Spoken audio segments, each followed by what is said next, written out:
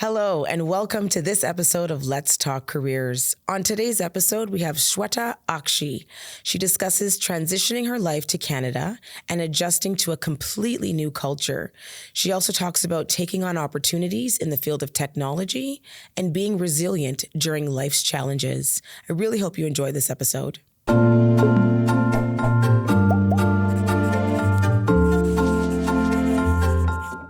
Welcome, Sweta, to this episode of Let's Talk Careers. So thank you so much for coming in today. Thank you so much for giving me this opportunity. I'm really glad to be here. Awesome. So as we begin the podcast, I'm going to ask if you can introduce yourself, your current role, and something that you are passionate about. So I'm Sweta Akshi, and my current role is as a software developer trainer at Home Depot SSC. And along with that, I also teach and design postgrad programs at Conestoga College. And apart from my work, I'm passionate about traveling and I love writing poetry. Awesome. So travel and writing poetry, that is amazing. So we're going to talk a little bit about your career journey. And if you can tell us a little bit about your first job ever, whether it was as a new grad or just, working through high school, what was your first job? All right. So career journey, that's been like a roller coaster, but honestly, for whom it isn't. Mm-hmm. Everyone has a roller coaster in that one. Let's go back to 2012. Okay. I graduated from Bachelor's in Computer Application. I have been in technology since my bachelor's. And I started seeking job opportunities and realized that the competition is high and the pay band is low. Mm-hmm. And while I was looking for a job, I got an opportunity to work on a freelance project. So that was basically building a software for a company. I was paid $1,000 for 400 plus working hours. Oh my goodness. Okay. When I look back, I know this amount doesn't feel significant at this moment, but that project was actually a first step to the journey which led me to the studio. Okay. So okay. I am grateful for that work. Then I transitioned to an IT company as a web designer and developer. I moved to client relation manager after a couple of years. And then I felt like after 6 years, I am not growing. So I wrapped up my old life in 2 luggage bags and I moved to Canada. Wow. And that was a big step because I'm coming back to school after almost 7 years. Mm-hmm. Everyone around me is younger and they are very passionate. And I was a mature student. So that was, I wouldn't say it was difficult. I would say it was challenging to blend in, but I'm really grateful to the college, Conestoga, for giving me so many good opportunities here. So I started working as an international engagement assistant for student engagement department. I worked for the business school as office service assistant. I switched roles as a Welcome Center ambassador, then a few other roles with CSI, international department, almost everywhere while I was a student here. So I would also consider those 2 years of education as a work experience because I was working all over the places. Mm-hmm. And that kind of helped me in honing my skills of communication, people, cultural diversity. And once I graduated from my post-graduation, then again, I was in the search of job, So 8 years later, we are back to 2012 and we are looking for who's going to hire me. And I would say some of the interviews went very bad. And then this opportunity came along where Conestoga offered me to teach part-time. And teaching was never in the story. Neither technology was for me, honestly. But I was like, okay, what can go wrong? Let's see. After 1 semester, if I survive, the students survive, I'm going to keep going. But the first class I took, I realized I found what I want to do for the rest of my life. That's amazing. This was really you can say a pivotal moment of my career. Okay. Because that was something that was the universe led me to. And I am actually blessed and thankful to the college, to my coordinators, my chair of the department, who actually saw that skill in me, which I was not able to.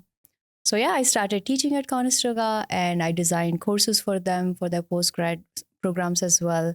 And then I think 2.5 years back, I got an offer from Home Depot to train software developers. So that's overall like 12 years. And I started as a freelancer and I am right now an educator.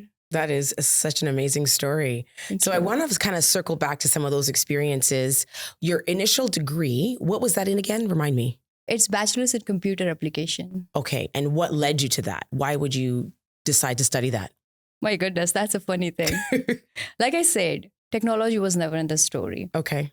I come from a place where usually parents make decisions, the career choices for the kids. So my mom always wanted me to become a doctor. I wanted to pursue music and singing. Okay. Funny, I'm neither of those right now. I couldn't get into med school. That was like, probably I didn't study hard enough or whatever the reason was. I never got into med school and I was totally blank because I never had a second plan. That's all I wanted to do, like become a doctor. So after finishing my high school, I'm there like clueless. My sister was into technology. I saw her doing bachelor's in computer application and I was like, fine, I'll do it. No, just do it. Yeah, I'll do it. I had no idea where it's going to lead me, Right. whether it's going to impact my career. None. Okay. And same goes for teaching. I had no idea, like I said, what Yeah. am I going to do? How am I going to, deal with teaching college students? Right. I've never taught even my 4-year-old nephew. Okay. It's So now tough. it's college students. Yeah. So I would really say, this is remarkable. The things which we feel like are chaotic at that certain moment of life, Mm-hmm. they kind of turn out to become a perfect fit of what you are today. Absolutely. So I'm grateful to both the events, both like my sister doing technology Yeah. and me getting into that and getting this teaching offer as well. Absolutely. And then you said another pivotal moment of your career was coming to Canada and studying in Canada. So you came to Canada. I'm assuming you studied at Conestoga College. Yes. What did you take when you came to Conestoga?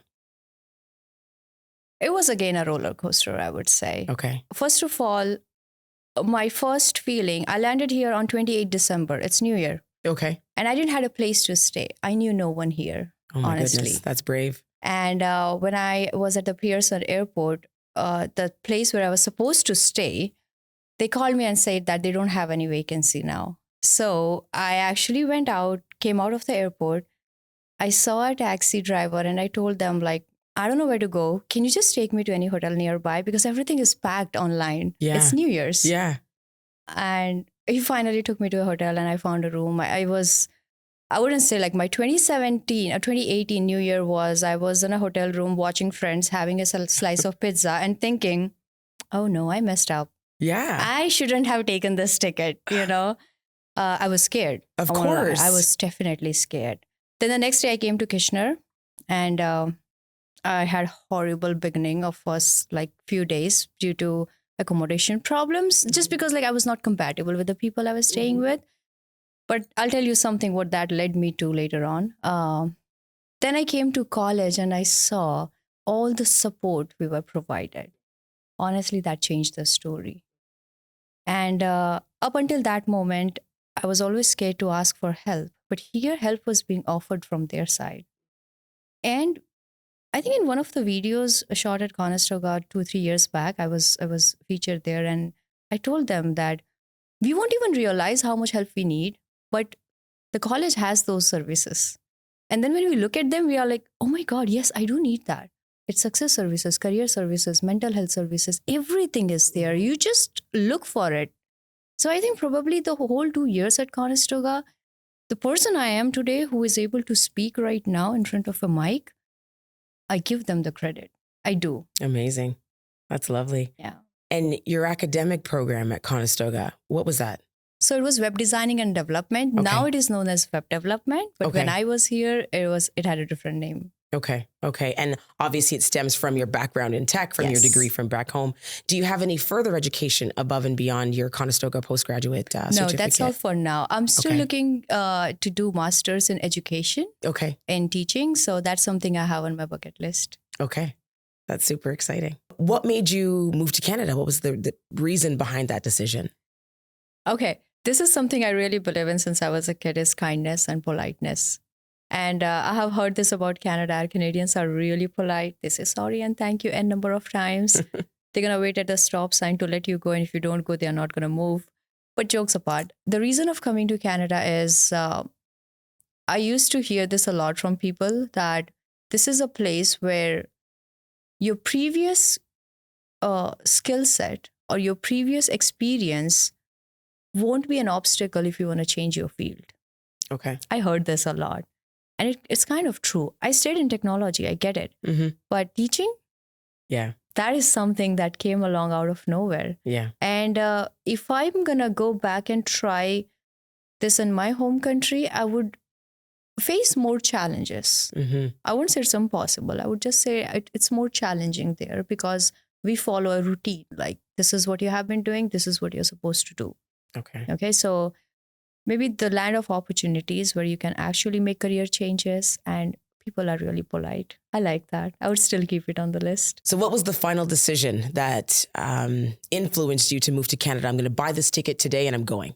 Honestly, I wish it was that easy that it took me just 24 hours to buy the ticket and go. But it was a whole process of 1 year. January 2017, I decided that I'm going to move out of the country. And it took me an entire year to actually save up the money. Okay. And to make that call, to leave behind everything I had, because I remember I was married at that time. So I have to kind of leave everything I have built up for over last 6-7 years. So, but the couple of reasons that come to my mind why I made this decision was I wanted to grow.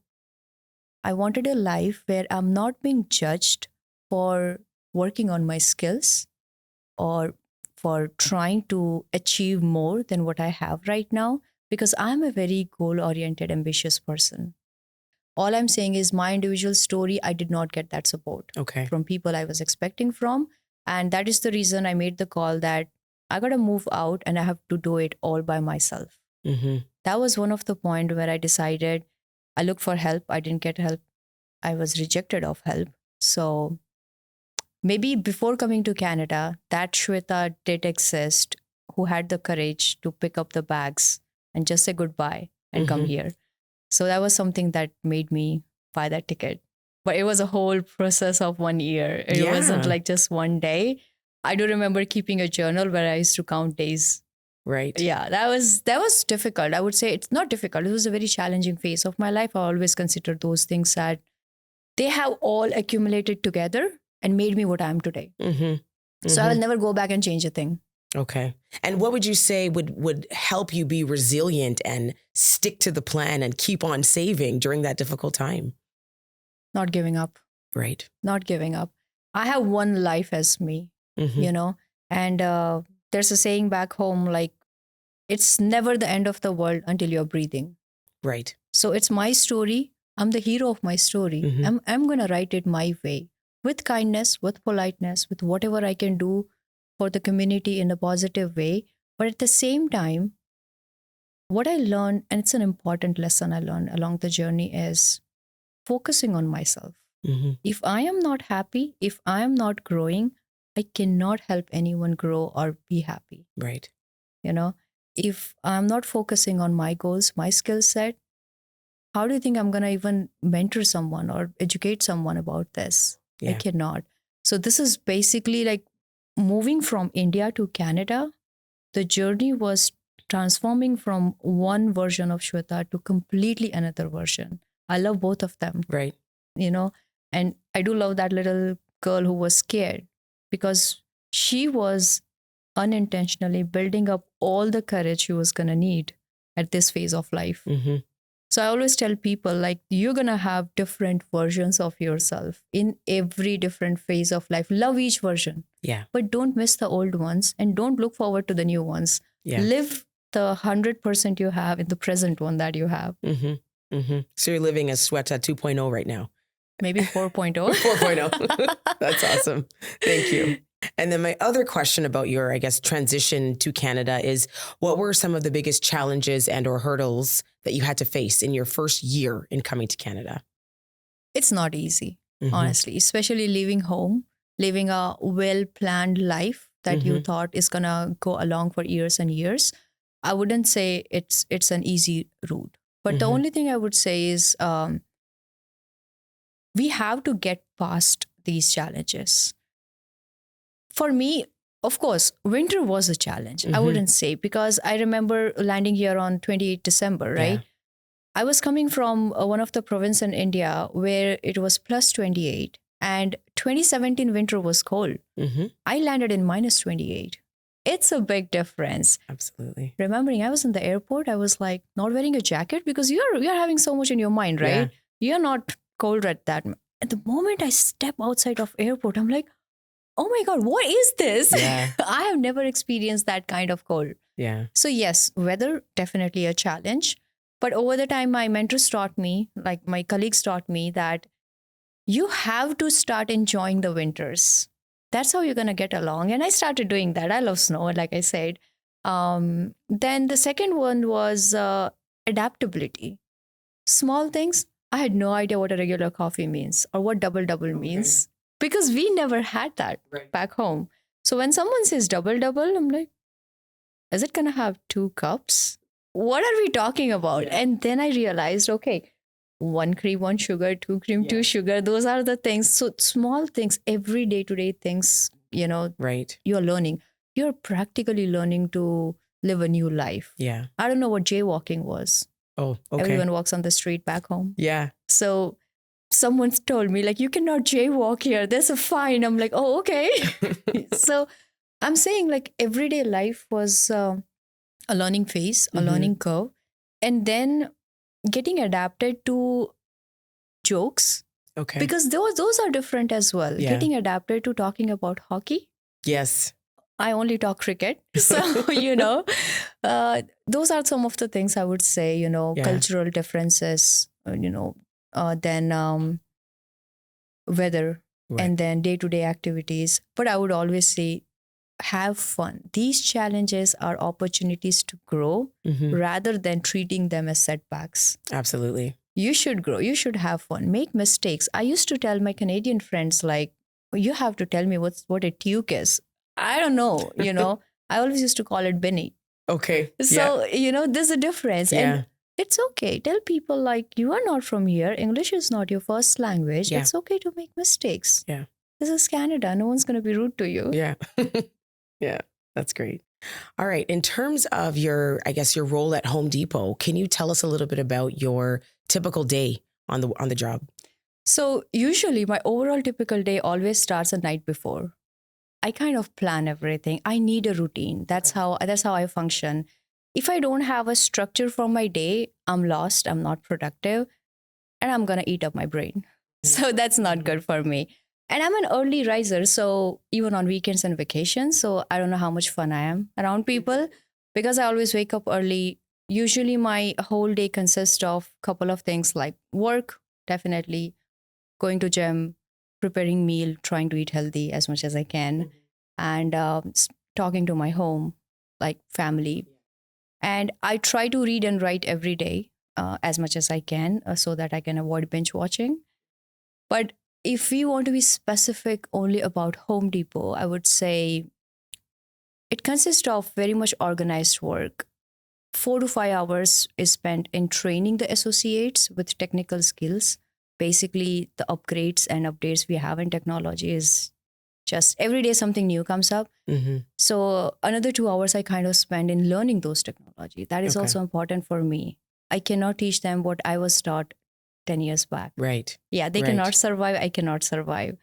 Sometimes I do feel like, why am I in technology? I have to never stop learning, but I kind of like it too. So no, it's important for tech to be a lifelong learner, to stay up to date with the trends, and things are changing so rapidly. So super important for you. Exactly. So that is something I work on. Then we have like regular meetings with other colleagues, making sure we all are aligned. So I kind of try to focus my entire day around 3 things. One is organizational skills, making sure that my things are organized, whatever I want to do. Task priority, now that might change because I might have thought like, okay, this is something I want to do today, but something more important came up. So I want to make sure that I'm giving preference to that and not just sticking around to what I said that I'm going to do the night earlier. And third is effective communication, not just with my students, but with my team, because that kind of is something I learned along the way, that I need to be very clear that I won't be able to deliver it in this timeline, or I can do this a bit earlier than you're expecting me to. So that kind of make things more clearer at work for me. And then focusing on your teaching at Conestoga College, tell us a little bit about the courses that you teach. So I'm right now teaching web development. So I'm teaching programming with .NET, JavaScript, PHP, uh, whatever they give me. I'm kind of in technology, so I consider myself good in a couple of languages. So I'm comfortable teaching that. I'm teaching postgrad, so mostly second or third semester students. And do you also, you said you do course development as well. Do you develop courses for that program as well, web development?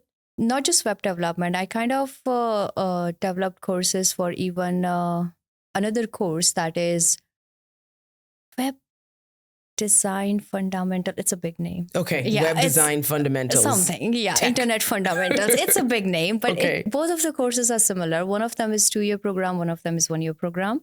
So I develop courses for both of them. Okay. Yeah. That's awesome. And throughout the duration of your career, what would you say is something that you are most proud of? I would redirect this question to, there is in Greek mythology, there is something called meraki.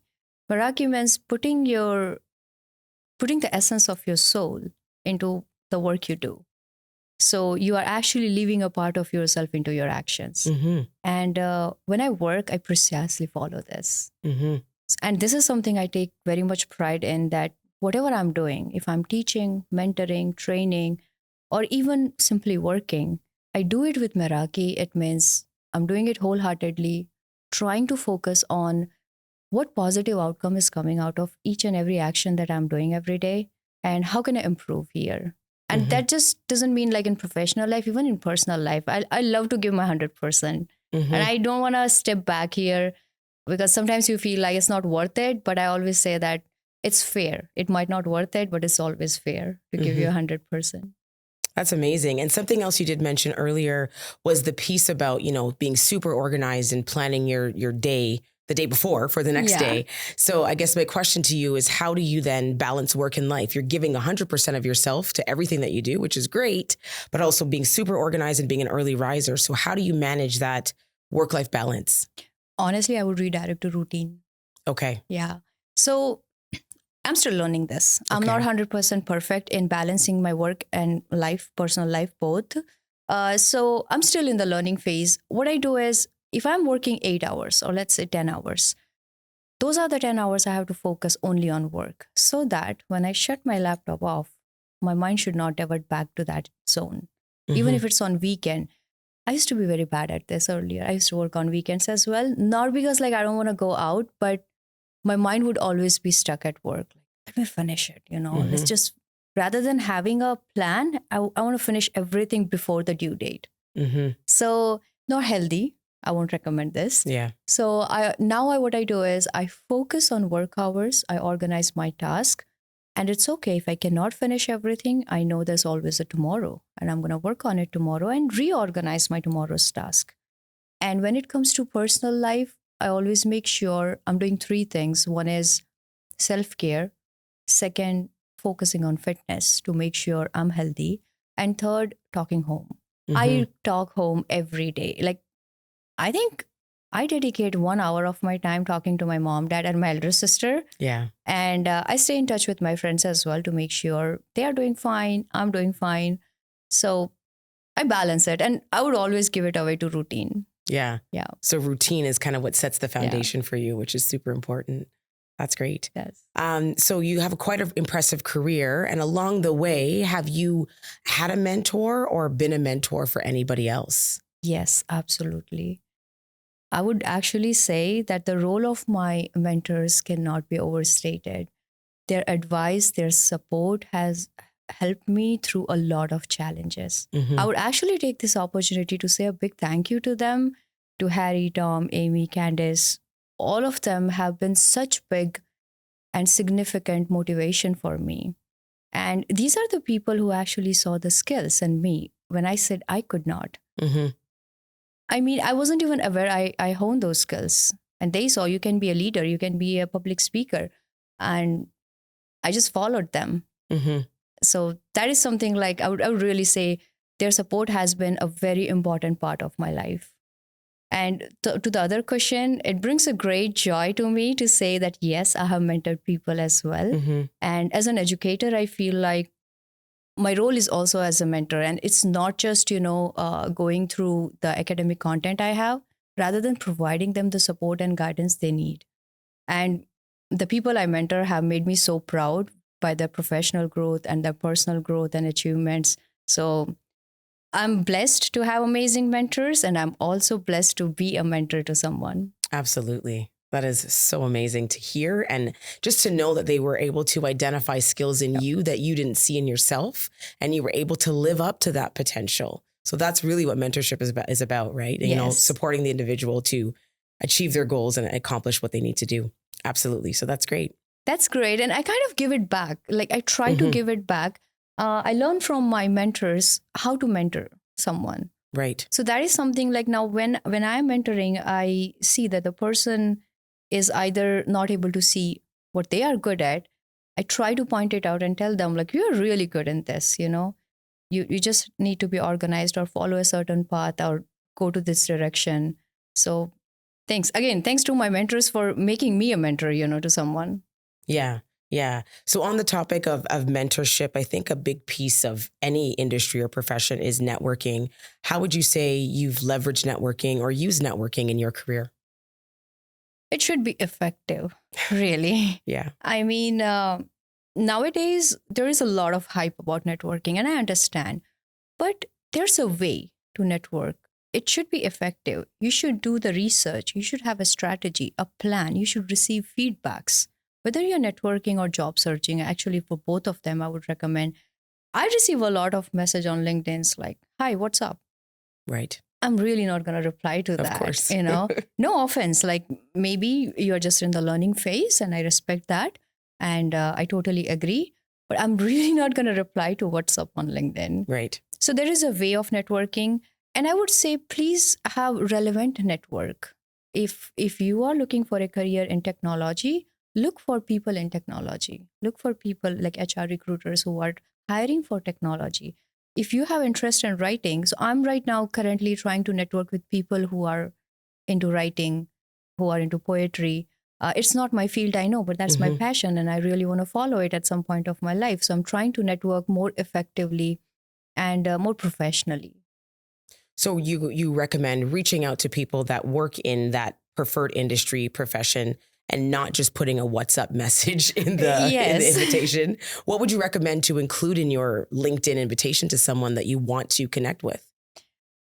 Thankfully, you asked that, because I really want to say it out to the viewers who are watching this, to my students currently, that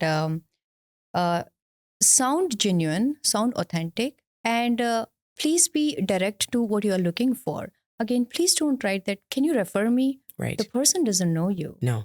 Do your homework. Yeah. How are you relevant to that person? Do you have any similarities in their work profile, your work profile? Why do you want to connect?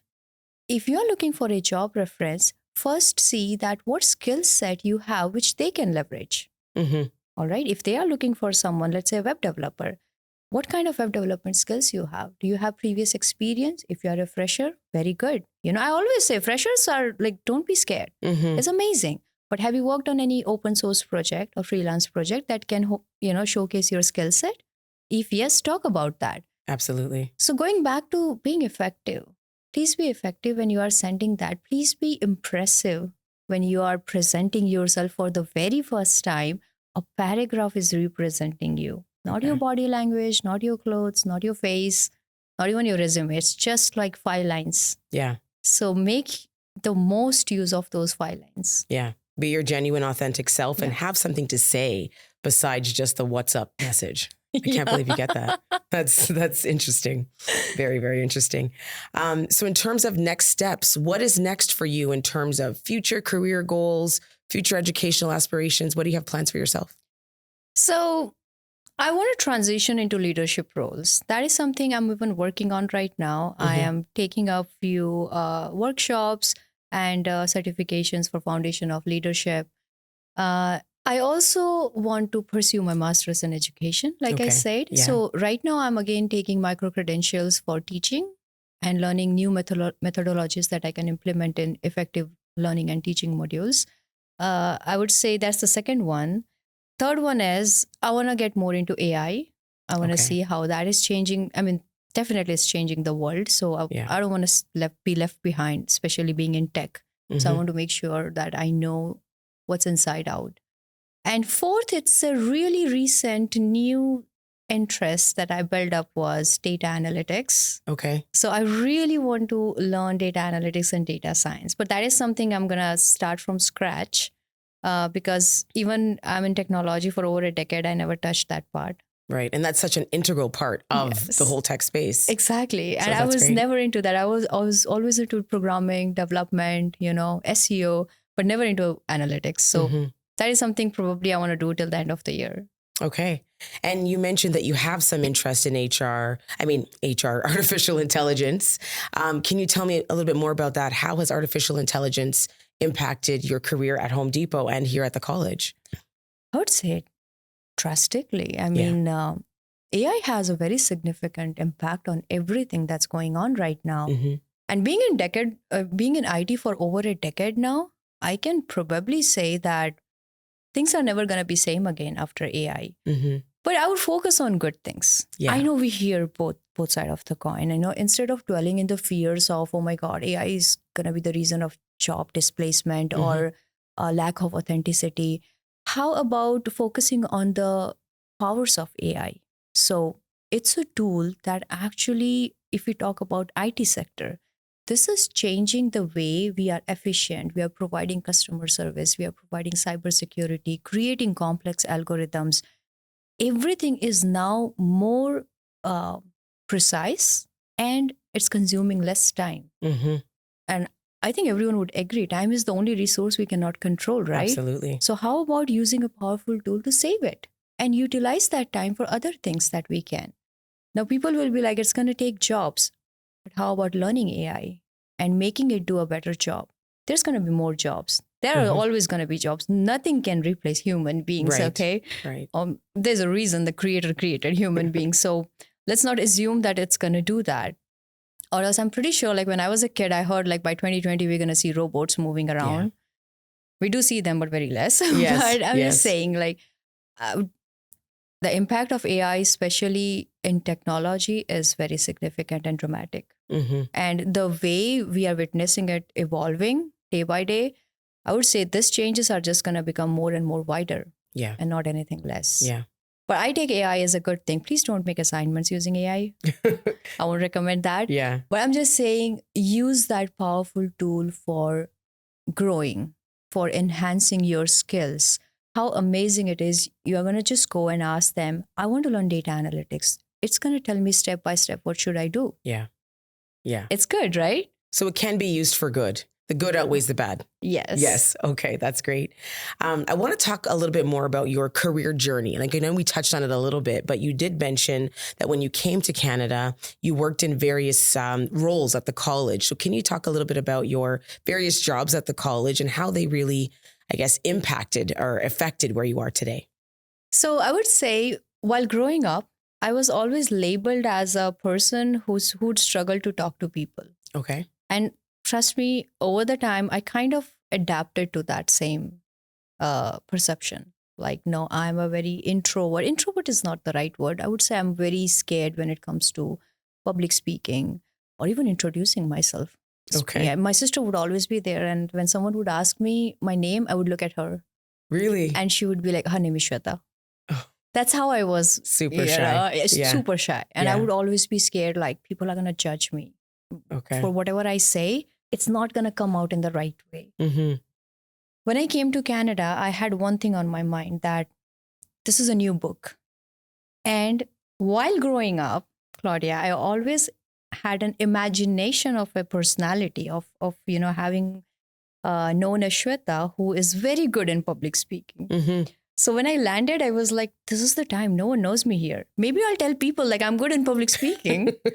I started volunteering. That's how my journey started in college. Okay. I started volunteering at orientations, Niagara Falls, snow tubing, whatever. Whatever used to happen in college, I would be there. Like, okay, I would always go to my classes. I would go to my job as well. And then I would be early morning here at 9 o'clock asking student engagement, CSI, internationals, do you need help? I'm here. Right. And I wanted to meet people who are not from my country because that's why I was here. Yeah. to grow, to explore, to understand how things work in a country that's almost 8K miles away from my home. Yeah. So I started volunteering and people started recognizing me, knowing me.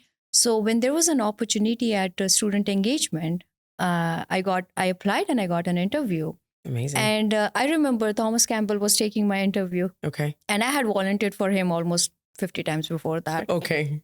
So I got the job. That was Amazing. the first job at the college. That's my first job in Canada. Amazing. Actually. And I was very happy. So while I was working there, I kind of won 3 awards as well. The Neil Artishan Award, the Academic Excellence Award, and forgot the name of the third one. Okay. So what I loved was during that entire journey, they recognized my hard work. They appreciated. They rewarded me for whatever I did. And isn't that something we need to do better? Absolutely. So that is something, that's why I say, like, one way or other, in my every step of journey, Conestoga has played a very big role. I am very grateful for this college and for everything, every department, every person has, contributed in my success, my journey, my support. So that's amazing. Yeah. So it started out with volunteering and then it led to other opportunities, which is, again, the essential piece of networking, going out there, having your face be seen and recognized to connect with these individuals, to eventually be interviewed by someone who you'd volunteered with 50 times before. So that's amazing. Exactly. And even like the other department roles just came along. Okay. So after I graduated, I just gave one interview, which was horrible. Okay. And after that interview, I remember I called my mentor, one of my mentors, and I cried. And I told them, like, no one's going to hire me in this country. Yeah. I think I'm going back. And the other day, I'm getting a call from business school saying that, hey, we need someone temporary. Can you work? We need to work, right? I didn't had any backup plan. So to survive, to pay my bills, I have to work. Of course. And once you graduate, your college job ends. Yes. So I didn't had a job. I was totally unemployed at that time. So I remember business school offering me that job. And then Welcome Center offered me another role at the same time, saying that we would love to have you during orientations and, you know your way around, people know you. So I was like, okay. All the opportunities came back to back on their own. Right. So probably I'm not a good person to talk about job search. You know why? I never sat down and looked for a job. Mm-hmm. Instead, I built my profile along my academic journey. Yeah. So all the interviews came to me. Yeah.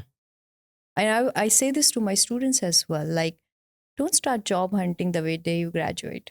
It's not going to work out. It starts way before that. Yes. Way before that. And I think you did it very strategically, networking with people in the college, volunteering, getting your name out there. Yes. So that is truly amazing. But my one last question for you is, what advice would you give to your young self? So young Sweta, what would you tell yourself back in your home country before you even came to Canada? What advice would you give yourself? Don't be scared. I would really say this to my younger self, that life is never going to go as planned. No matter how many strategy you put up with, some things might happen which you have not thought of. And it's okay. You're going to be just fine in life. Mm-hmm. You have to stand up for yourself. You have to worry less. It's a journey where you have to feel each and every emotions while you are in the journey. Mm-hmm. So, there are a lot of books which says like, look for happiness, but happiness is never at the end line. No. It's every day. Me right here, I'm happy. Absolutely. This is something I'm feeling. Yeah. Before 2 hours, I was hungry. That's something I was feeling. Yeah. So it's all emotions. And I would really tell myself, like, don't be scared. Because I was literally a scared little girl back then. Yeah. Well, that's awesome to see you come on the other side of it. Thank you so much for coming in today, Sweta. Thank you. Thank you so much for this opportunity. What an inspiring conversation. Thank you for listening to this episode of Let's Talk Careers. If you like this episode and want to hear more, follow us on Spotify and subscribe to us on YouTube. See you in the next one.